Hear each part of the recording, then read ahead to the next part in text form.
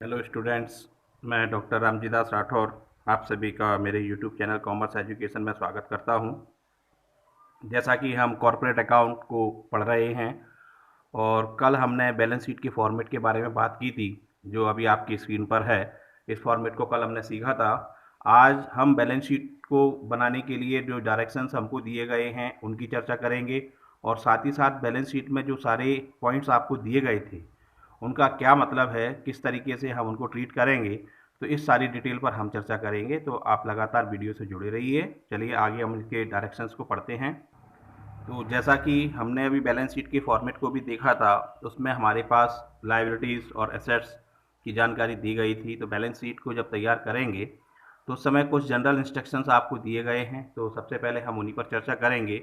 तो general instructions for preparing of balance sheet, तो किस तरीके से बनाया जाएगा बैलेंस शीट को और कौन कौन सी बातों को आप ध्यान में रखेंगे, तो हम उस पर चर्चा कर रहे हैं। सबसे पहले हम जो बात करें तो हम करंट एसेट्स के बारे में बात करना चाह रहे हैं, संपत्तियों के बारे में बात करना चाह रहे हैं। तो करंट एसेट्स में जैसा कि आप सभी जानते हैं कि हमारी जो एसेट्स होती हैं वो दो प्रकार की होती हैं। एक चालू संपत्ति होती है और एक आपकी स्थायी संपत्ति होती है। तो अभी हम चालू संपत्ति के बारे में बात कर रहे हैं। तो एक चालू संपत्ति को आप चालू संपत्ति कब कहेंगे, तो उसके लिए कुछ कंडीशंस आपको देखना पड़ती हैं। यदि ये कंडीशंस आपकी पूरी हो रही है, कोई भी एक कंडीशन, तो आप उसको करंट एसेट्स कहेंगे, अन्यथा आप उसको फिक्स्ड एसेट्स मान के चलेंगे। कैसे? सबसे पहली चीज़ कि कंपनी के सामान्य परिचालन चक्र में उसकी वसूली प्रत्याशित है या विक्रय हेतु या उपयोग हेतु आशय। तो कहने का आस्पेक्ट ये है कि जो आपका साइकिल पीरियड होता है 12 मंथ का, तो उसमें उसको हम साइकिल करना चाहते हैं 12 महीने के पीरियड में, तो वो चालू एसेट्स मानी जाएगी। दूसरा कि मूलतः व्यापार करने के उद्देश्य से उसे धारित किया गया हो। हम चाहते हैं कि उसका हमने जो ट्रेड किया हुआ है, ट्रेड करने का आस्पेक्ट ये है कि हमने उसको विक्रय करने के लिए ही खरीदा है। जैसे हम जो माल खरीदते हैं तो माल खरीदने का उद्देश्य होता है उसको रीसेल करना, और यदि हम फर्नीचर खरीदें तो उसका उद्देश्य होता है बिजनेस में यूज करना। ठीक है। और तीसरा, उसे रिपोर्टिंग तिथि से 12 महीने के अंदर, तो अभी मैंने आपको बताया था विद इन 12 मंथ यदि वो रिकवर होने वाली है हमको, तो उसको हम चालू संपत्ति मानते हैं। और जब तक उसका विनिमय प्रतिबंधित ना हो, वह नगद या नगद समतुल्य के रूप में है, यानी कैश आपकी करंट एसेट्स में होती है या इक्वलेंट टू कैश, मतलब जिसको जल्दी से हम बेच करके पैसा कमा सकें, या रिपोर्टिंग तिथि के बाद कम से कम 12 महीने के लिए किसी दायित्व के निपटाने में किया गया हो उसका प्रयोग। तो यदि इन चारों कंडीशन में से कोई भी कंडीशन आपकी पूरी हो रही है तो वो आपकी चालू संपत्ति मानी जाएगी, अन्यथा की स्थिति में आप उसको फिक्स्ड एसेट्स गैर चालू संपत्ति मानेंगे। पहली बात। दूसरा जो कैडर है हमारे पास वो है ऑपरेटिंग साइकिल। परिचालन वक्र अभी ऊपर शब्द आया था, तो इसका मतलब क्या होता है ऑपरेटिंग साइकिल। तो परिचालन वक्र ऑपरेटिंग साइकिल प्रसंस्करण हेतु संपत्ति के अधिग्रहण एवं नगद या नगद समतुल्य के रूप में उसकी वसूली के बीच का समय होता है। कहने का एस्पेक्ट कि जिस समय आपने संपत्ति खरीदी थी उस डेट से जब आप उसको कन्वर्ट कर रहे हैं कैश में, वहाँ तक का टाइम पीरियड आपका परिचालन वक्र में शामिल किया जाएगा। और जहाँ सामान्य परिचालन वक्र आप पहचान नहीं पाते तो उस स्थिति में आप ये मान के चलते हैं कि 12 महीने का परिचालन वक्र हमारे पास होता है जिसमें हम अपने अकाउंट्स को तैयार करते हैं। तो ये बात थी आपकी चालू संपत्ति के बारे में। उसके बाद दूसरी बात है चालू दायित्व के बारे में। तो दायित्व को भी आप समझें, तो वो है आपकी करंट लायबिलिटी। तो चालू दायित्व की हम बात करें तो जैसे संपत्ति की बात की चालू संपत्ति की, उसी तरह से आपकी चालू दायित्व के बारे में चर्चा है। तो जो चालू दायित्व की बात है आपके लिए, तो उसको आप समझिए। तो वही चार कंडीशनों में से कोई एक पूरी आपकी हो रही हो। क्या? कि निपटारा आप परिचालन वक्र में कर रहे हो यानी विद इन 12 मंथ, और व्यापार के उद्देश्य से आपने उसको होल्ड किया हुआ है और 12 महीने में आप उसको क्लियर कर देंगे, और कम से कम 12 महीने की स्थगित करने की शर्त रहित कोई अधिकार नहीं है। तो कहने का आस्पेक्ट ये है कि विद इन 12 मंथ यदि हमारा कोई भी लेन देन है तो वो हमारे लिए करंट लायबिलिटी के अंतर्गत आएगा, और यदि 12 मंथ से ज़्यादा है तो उसको हम फिक्स्ड लायबिलिटी की कैटेगरी में शामिल करेंगे। इसके बाद हमारे जो लायबिलिटी के लिए आए थे वो आए थे ट्रेड रिसीवेबल्स और ट्रेड पेबल्स, दोनों का कंसेप्ट आए थे, तो उसके बारे में भी थोड़ा डायरेक्शन उन्होंने दिया है। तो चलिए उसको भी हम समझते हैं क्या कहना चाहते हैं ये। तो ट्रेड रिसीवेबल्स के बारे में, व्यापारिक प्राप्य के बारे में पहले हम बात कर रहे हैं। तो एक प्राप्य को व्यापारिक प्राप्य के रूप में आप कब मानेंगे? यदि वह व्यवसाय के सामान्य अनुक्रम में बेचे गए माल या प्रदत्त सेवाओं के उपलक्ष्य में देय रकम से संबंधित हो। इसमें देनदार और प्राप्य बिलों को शामिल किया जाएगा। तो जो आप ट्रेड रिसीवेबल्स की बात करेंगे तो रिसीवेबल्स में दो कैटेगरी शामिल हो रही हैं, आपके डेटर्स और बिल्स रिसीवेबल। एक्चुअल में जो बिल्स रिसीवेबल होता है वो डेटर्स का ही कन्वर्टेड रूप है, और डेटर्स जैसा कि आप जानते हैं जब हम उधार माल बेचते हैं तो हमारे डेटर्स क्रिएट होते हैं। इसके बाद जो हमारे पास है ट्रेड पेबल्स, तो इसका अपोजिट रहेगा ट्रेड पेबल्स। तो ट्रेड पेबल्स के लिए व्यापारिक देय शब्द जिसको अपन यूज करते हैं, और इसमें आप जो माल वगैरह खरीदते हैं या सेवाएं लेते हैं तो उनका जो पेमेंट देना है वो आपके लिए ट्रेड पेबल्स कहलाएगा। और इसमें जो आप शामिल करेंगे ट्रेड पेबल्स में, तो दोनों चीज़ें शामिल रहेंगी, आपकी क्रेडिटर्स और बिल्स पेबल। तो यहाँ पर जो क्रेडिटर्स हैं उनका बदला हुआ रूप आपके पास बिल्स पेबल में होता है, तो इसलिए हम दोनों को मिला करके शामिल कर लेते हैं और उनके लिए कंसोलिडेटेड रूप से ट्रेड पेबल्स कहा जाता है। तो इस तरह हमने अभी जो बात की थी तो वो बात थी आपकी चिट्ठे को बनाते समय कौन कौन सी बातों को आप थोड़ा ध्यान रखेंगे। ये बेसिक चीज़ें हैं जिनको आप समझें।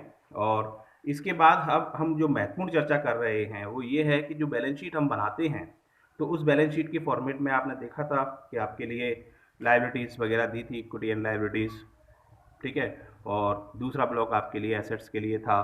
तो उसमें जो कंटेंट शामिल किए गए थे उनका क्या मतलब है, ठीक है। तो उसके मीनिंग को हम समझने का प्रयास करते हैं। तो अब हम समझेंगे संपत्ति और दायित्वों की व्याख्या, कि बैलेंस शीट में जो संपत्ति और दायित्व आप लिखेंगे तो वो क्या मतलब रखते हैं, उनका मीनिंग क्या है एक्चुअल में, तो जरा समझिए।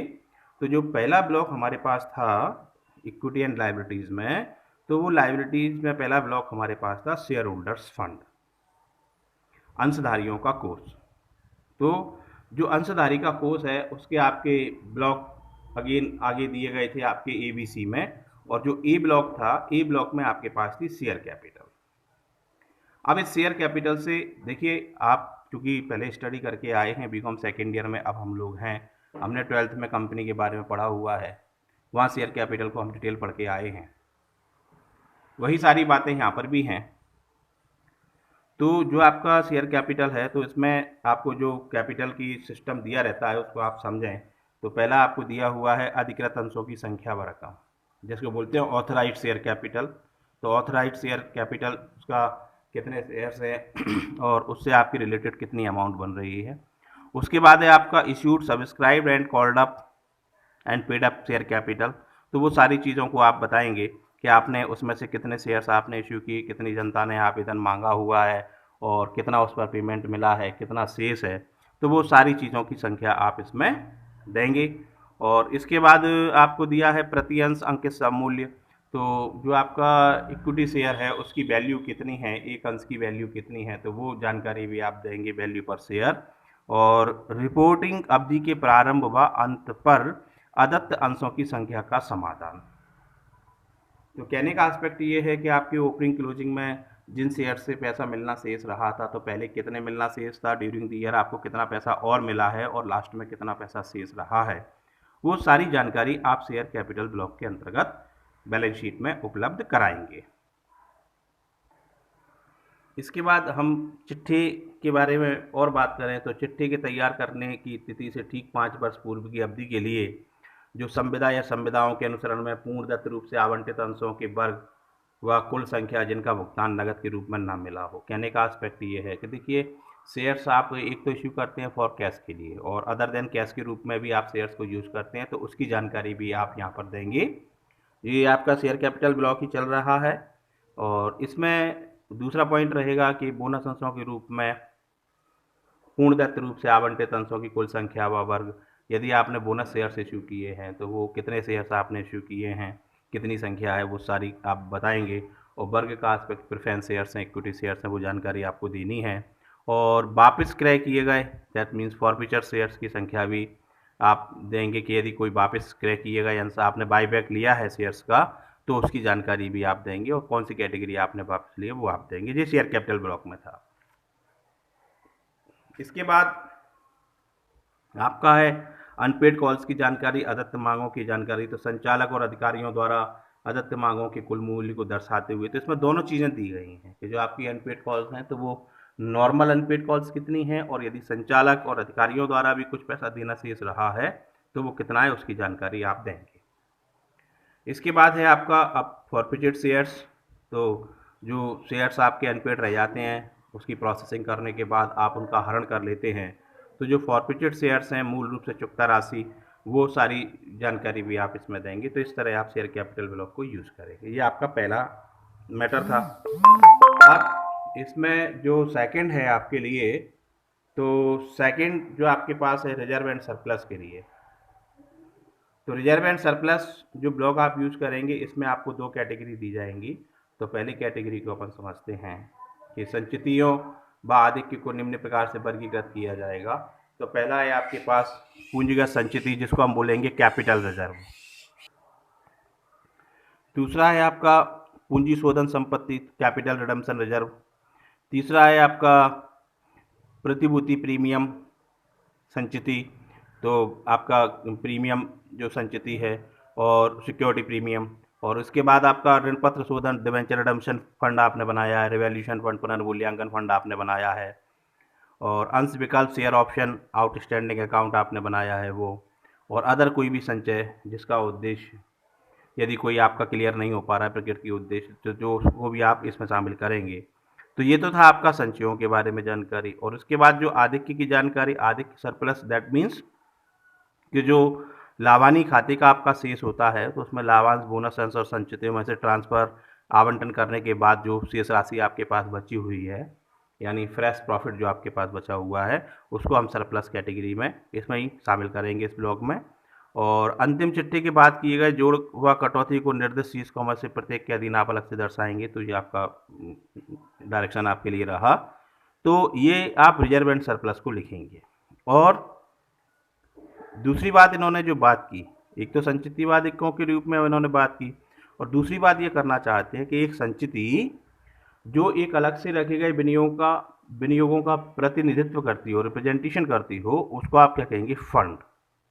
तो ये फंड किस तरीके से कहलाएगी, तो इसमें दो कैटेगरी आपको दिए गए हैं, नोट इन्होंने लगाया हुआ है क्या कि लाभानी विवरण के डेबिट से इसको ऋणात्मक अंक के रूप में आधिक्य शीर्षक के अंतर्गत दर्शाया जाएगा। इसी प्रकार संचित आधिक्य का शेष आधिक्य के नकारात्मक शेष को समायोजित करने के बाद संचितों और आधिक्य शीर्षक में ही दर्शाया जाएगा, भले ही इसकी राशि ऋणात्मक हो। यहाँ जो एक नोट आपको दिया गया है ना, इसका एस्पेक्ट ये है कि कभी कभी हमारे बिजनेस में प्रॉफिट होने की जगह लॉस होने लगता है। अब थोड़ा सा यदि आपको याद हो तो जो लॉस हम होता था वो हम कैपिटल के साथ एडजस्ट करते थे। तो यहाँ पर आप उस लॉस को रिजर्व एंड सरप्लस कैटेगरी में यदि नेगेटिव पॉइंट जा रहा है तो आप नेगेटिव में आप उसको दिखा सकते हैं। और अनुसूची 3 में प्रॉफिट एंड लॉस एप्रोप्रिएशन को तैयार करने का प्रावधान नहीं है। इसका अर्थ है कि एप्रोप्रिएशन के नोट्स के रूप में दिखाया जाना चाहिए। इसके बाद हम बात करेंगे money received against share warrants, अंश वारंट के रूप में, अंश वारंट के बदले में प्राप्त राशि के बारे में।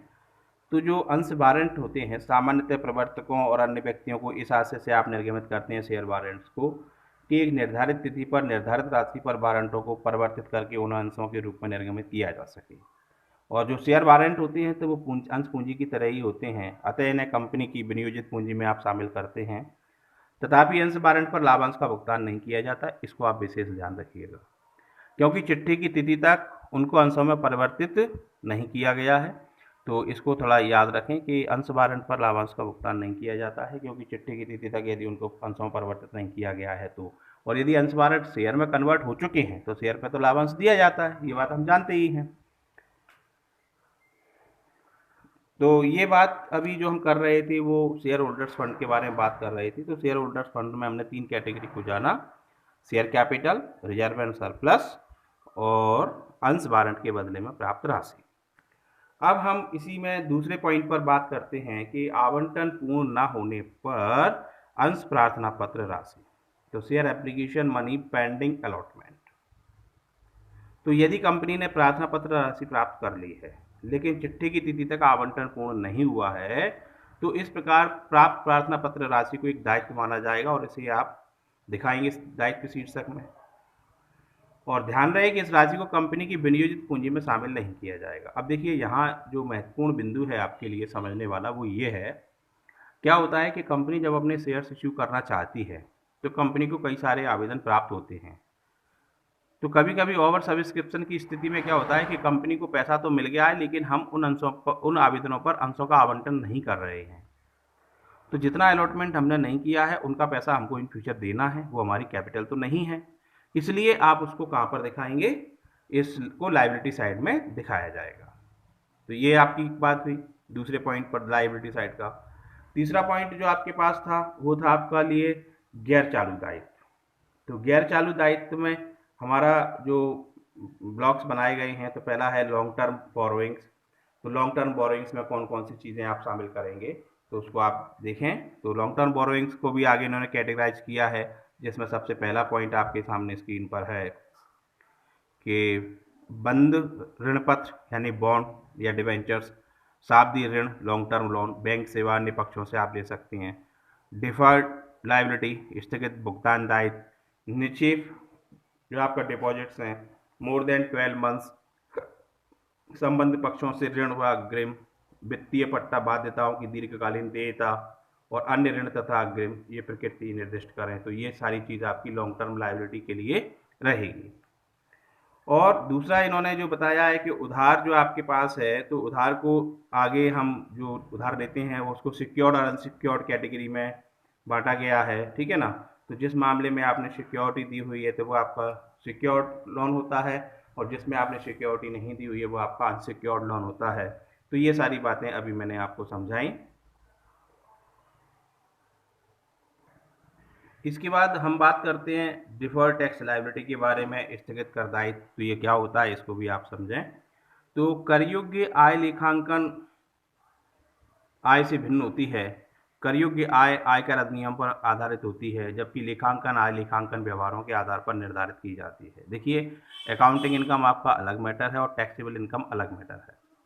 और एक स्थगित कर दायित्व उस समय उत्पन्न होता है डिफर्ड टैक्स लायबिलिटी, जबकि लेखांकन आय कर योग्य आय से अधिक होती है। यानी आपकी अकाउंटिंग इनकम ज़्यादा है और टैक्स वाली इनकम कम है, तो ऐसी दशा में अकाउंटिंग आय पर कुल कर लावानी खाते में नामित किया जाता है, और कर योग्य आय पर कर की राशि चालू कर खाता या कर के लिए प्रावधान में जमा कर दी जाती है, और शेष राशि को स्थगित कर दायित्व में हस्तांतरित कर दिया जाता है।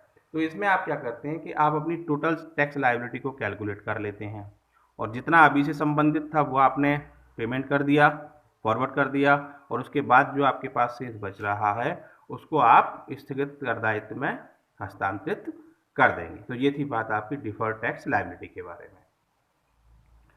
इसके बाद आपके अदर लॉन्ग टर्म लायबिलिटीज़ भी हैं, तो जो मोर देन 12 मंथ्स हो, व्यापारिक ट्रेड लायबिलिटी आपकी हो सकती हैं, अन्य लायबिलिटी आपके पास हो सकती हैं। और इसके बाद है आपका दीर्घकालीन प्रावधान आपके पास रहेंगे, लॉन्ग टर्म प्रोविजंस आपके पास रहेंगे। तो इसमें कर्मचारी सुविधाओं के लिए प्रावधान आप कर सकते हैं, और अन्य कोई भी प्रकृति का प्रावधान आपके सामने हो सकता है। तो ये सारी बात थी आपकी लायबिलिटी के बारे में जो अभी मैंने आपको बताई। और इसके बाद हम बात कर रहे हैं चालू दायित्व के बारे में, करंट लायबिलिटी।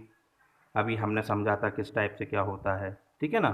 तो करंट लायबिलिटी की कैटेगरी इन्होंने बनाई हुई हैं, 4 कैटेगरी को इसमें डिस्ट्रीब्यूट किया गया है।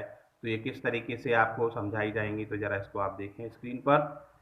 तो जो सबसे पहले हमारे पास है तो वो है आपका शॉर्ट टर्म बोरोइंग्स,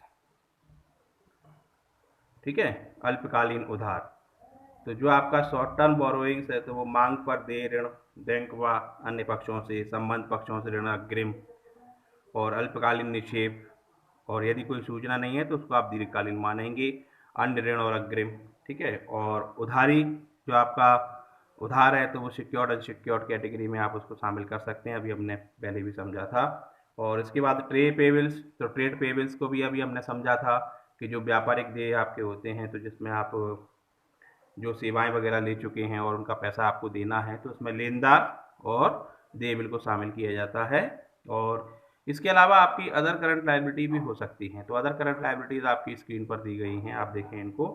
तो दीर्घकालीन ऋण की वर्तमान परिपक्वताएं हैं आपकी वित्तीय पट्टा बाध्यताओं की वर्तमान परिपक्वता है, उधारी ब्याज अर्जित परंतु ब्याज अभी दिया नहीं है, उधारी व अर्जित पर देय ब्याज है आपका, अग्रिम में प्राप्त आय है, ना चुकाया गया लाभांश है, अनपेड डिविडेंड, और प्रतिभूतियों के आवंटन के लिए प्राप्त आवेदन राशि जो वापसी के लिए देय है और उस पर अर्जित ब्याज, और आउटस्टैंडिंग परिपक्व निक्षेप व उस पर अर्जित ब्याज, अदत्त परिपक्व ऋण पत्र और उस पर अर्जित ब्याज, और अन्य कोई जैसा भी आपका आउटस्टैंडिंग एक्सपेंसेस हो, तो ये आपके लिए अन्य चल दायित्व कहलाएंगे। और लास्ट वन आपके लिए जो रहेगा वो है आपका अल्पकालीन प्रावधान, शॉर्ट टर्म प्रोविजन।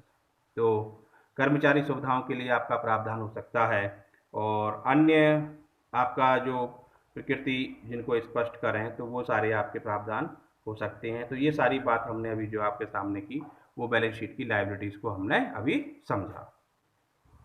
तो इस तरीके से आज के वीडियो में बैलेंस शीट किस तरीके से बनाते हैं और उसके जनरल डायरेक्शंस क्या रहेंगे, लायबिलिटीज़ किस तरीके से समझना है, और एसेट्स की भी जानकारी हालांकि आपको दी गई है।